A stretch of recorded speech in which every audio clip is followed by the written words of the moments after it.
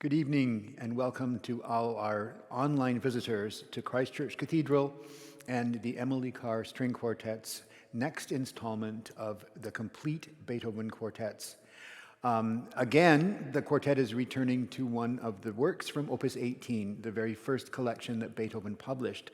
And it is, I think, somewhat important to point out that too often in historical writings about these works, they've been kind of dismissed or condescended to as being essentially either Haydn-esque or Mozartian. But in actual fact, they're extraordinarily innovative and very much products of Beethoven's intense and ambitious musical personality. One of my favorite quotes about early Beethoven is from Charles Rosen, who said that you will never find 12 consecutive bars that could have been written by anybody else but Beethoven, beginning with Opus 1. And the Opus 18 quartets are in many ways the culmination of this ambitious young genius's efforts to establish himself as a new leader in the musical center of Western Europe. So they are extraordinarily mature, but also very path-breaking and innovative. As it turns out, the work that you're going to hear tonight, which is Opus 18, number 1, and therefore Beethoven's first published string quartet, was probably the second one that he wrote. But that's thrown into a little bit of disarray anyway, because he revised it in the 2 years after it was first written. He revised it so extensively that he told his friend Karl Amenda, that's a great way to remember the guy's name because he amended the quartet. Beethoven wrote him and said, "Please don't show this to anybody because I've almost completely rewritten it. Now I know how to write a quartet." And uniquely amongst the early chamber works of Beethoven, this was published in a collection of 6, which is characteristic of both Mozart and Haydn, and written at a time when Beethoven's study of Haydn and Mozart quartets was quite deep and quite extensive. However, there was also an interesting composer of quartets whose last name was Förster, and at many a gathering when people would read chamber music together, his works were composed, or his works were sight-read and played and remarked upon. And one historian has pointed out, they were remembered not for their obedience to the style prevalent during the day, but to their innovative qualities, their groundbreaking and rule-breaking qualities, their humorous qualities, and the technical demands they made on the performers. Beethoven would have been intimately acquainted with these quartets as well. It's always interesting to find out that there was somebody else, as well as Haydn, Mozart, and Beethoven, operating in Vienna at the time. So Beethoven received a commission from Lobkowitz, from Prince Lobkowitz, who also at the same time, keep this in mind, commissioned some quartets from Haydn. They were in the later part of the 1790s. And Prince Lobkowitz employed a string quartet led by somebody with the wonderful name Schuppanzig, who would read and give private concerts or private performances of the works to invited guests. So almost certainly, before these were published in 2 sets of 3 in July and October of 1801, they had been heard by a number of people.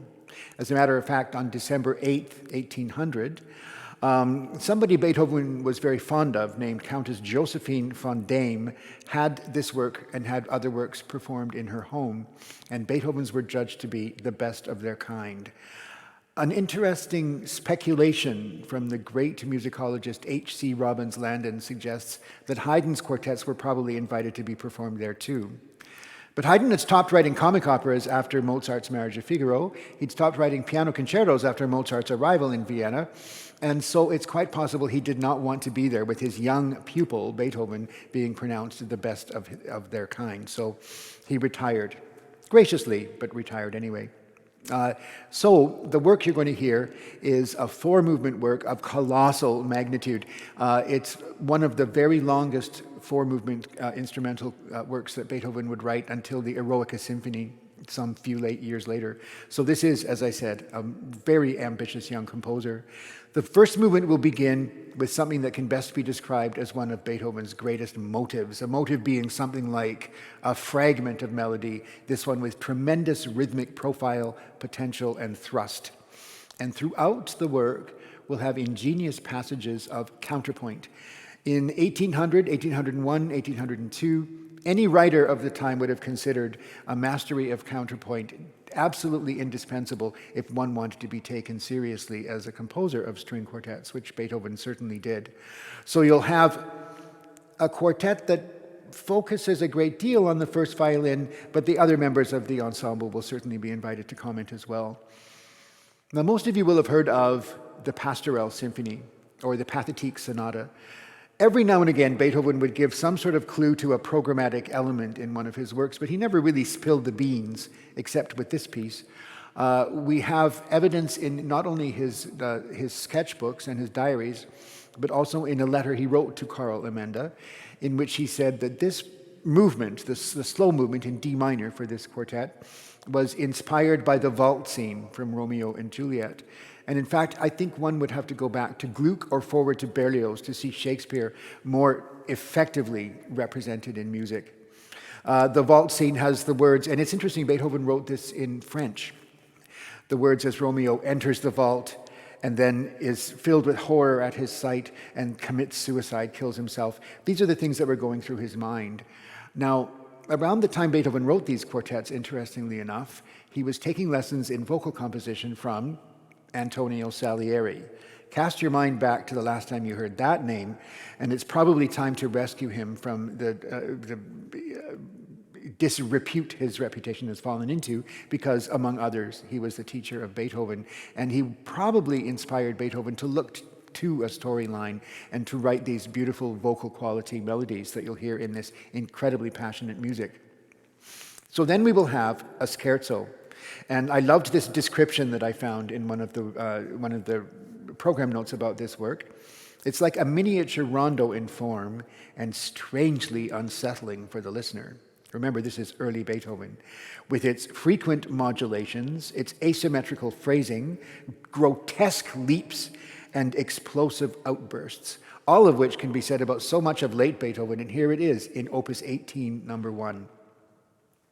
The last movement is in no way a miniature. It combines elements of the familiar sonata form with elements of rondo form, and it's filled again with polyphonic complexity, certainly virtuosic writing for the instruments, and very adventurous modulations. And if you listen carefully, you'll hear a little veiled reference to the Prometheus tune that will figure so prominently a few years later in the finale of the Eroica. So here we are with the quartet Beethoven deliberately chose to open his fantastic cycle, played by the Emily Carr String Quartet.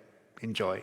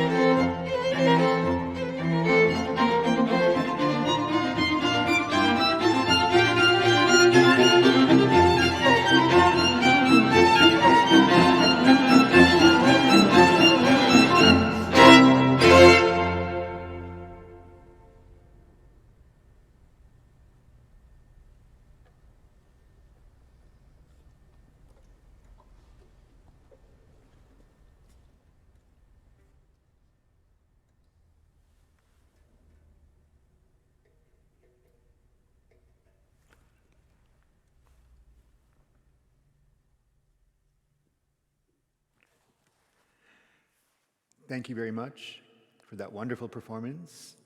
We're going to talk a little bit now about the world that created the next work we're going to hear. 1809 started off as a very good year for Beethoven.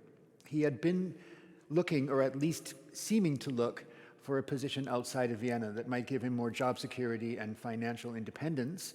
And this was discovered by some of his young patrons, his young aristocratic patrons, namely Archduke Rudolf, Prince Kinsky, and Prince Lobkowitz, the dedicatee of the work you've just heard. And they got together and decided to offer Beethoven a guaranteed annual income, which would allow him to live comfortably regardless of what else happened in his life. And this went through a period of negotiations, but it seemed to at least assure that Beethoven would have a life of comfort and be able to live, as was so important to him, like a gentleman. However, circumstances, as they often do, conspired against this arrangement, and Austria found itself at war with France. It had declared war with France for the third time, and the French were pretty brutal. Napoleon's army descended upon Vienna, and there was much bombarding and bombing. The imperial family, including Archduke Rudolf, left for the relative safety of Hungary fairly quickly, and many of the aristocratic inhabitants of Vienna also managed to leave. But Beethoven remained there, and among many other people, rich and poor, aristocratic and commoner, artistic and not artistic, found himself basically hovering in makeshift air raid shelters, really, fireproof vaults and things, listening to the regular and deafening bombing. Beethoven was said to cover his ears with pillows, probably not to hear the bombs, but also to protect his hearing. And one courtyard of an apartment building that was bombed very badly was that of Haydn.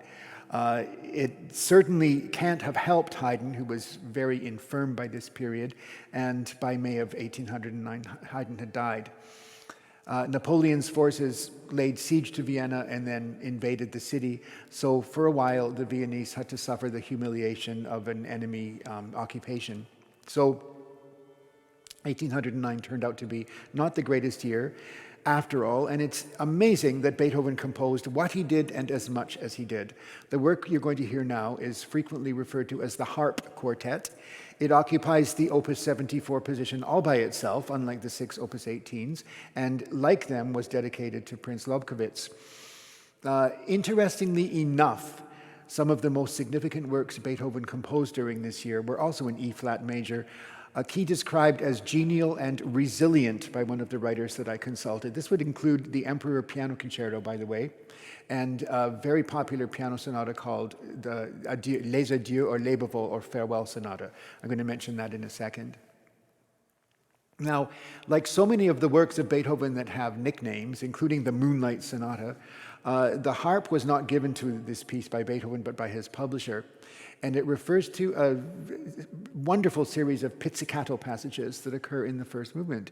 And I think it's worth mentioning that pizzicato passages had occurred in early symphonies by Haydn, in many of the quartets by Mozart and Haydn, and other composers, quintets by Boccherini, for example. But Beethoven, as he will do later with the trill, elevates the pizzicato to something more than a little sound effect or an ornament. It becomes a sound world in this piece and then later.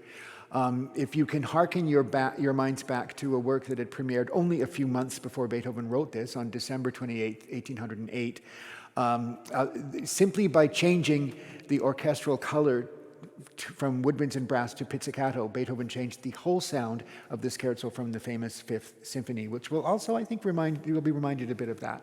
So what seems on the surface to be a genial and lovely piece is actually very complicated and quite tormented.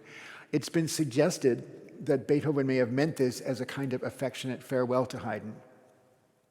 This may be borne out by the fact that a three-note motive appears when the hero of the opera Fidelio says farewell at the opening of the piano sonata Les Adieux, which is an affectionate farewell to Archduke Rudolph, which Beethoven didn't complete until he came back to Vienna, and then this work. It has, again, a beautiful slow movement, but a complicated one with extremely emotional harmonies and melodies, and a really exciting third movement. It's described by one of the writers as fast and faster, and at the end there's probably the most complex cadenza Beethoven wrote in his later works for the violin, which goes through for the first violin, which goes through a number of chromaticisms and excitements until she's basically brought back to the world of reality by the other players.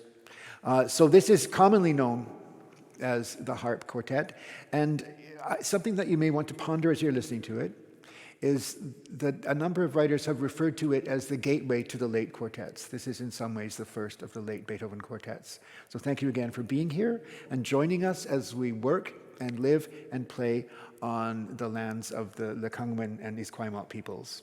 And we'll see you at the next concert. Thank you.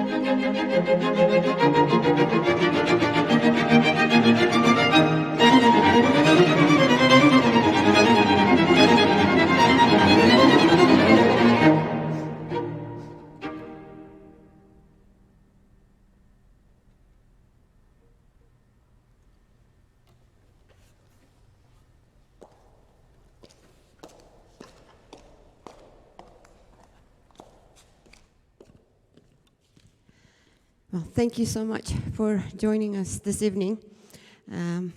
We are very pleased to announce that from July 2nd on, we are finally reaching and having our audiences with us. It's really exciting news for us. We're really hoping that you can join us. We'll repeat the concerts twice on the same day. So the first will be at 4:30, the second one will be at 7 p.m. And you can get the tickets from Christchurch Cathedral's website. And thanks again for all your support and watching us throughout this whole time. We will still be continuing with the live stream, but of course, it's not the same thing to have you in the audience with us. Thanks again. Have a good evening.